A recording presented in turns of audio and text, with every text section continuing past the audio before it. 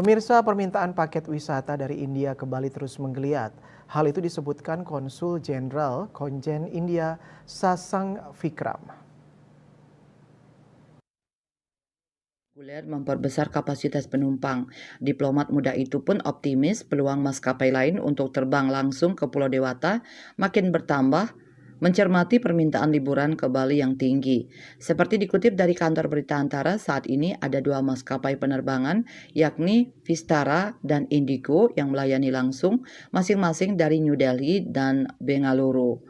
Maskapai Vistara terbang perdana ke Bali pada 1 Desember 2023 dengan pesawat Airbus A321 dengan kapasitas sekitar 188 penumpang.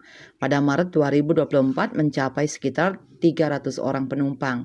Sedangkan Indigo terbang perdana pada Maret 2024 dengan armada jenis Airbus A320 berkapasitas sekitar 183 orang penumpang.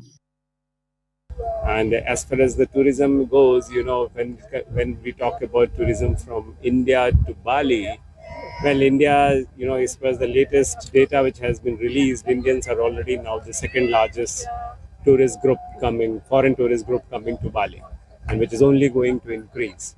So we look forward to that, and we hope it will only grow for the benefit of the people of both countries.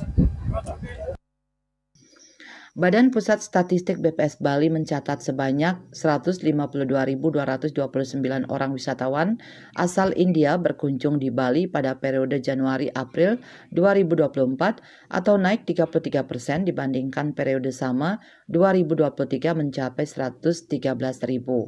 Wisatawan India berada di posisi ketiga setelah Australia pada posisi pertama sebanyak 441.000 dan posisi kedua yakni Cina mencapai 156.000 orang.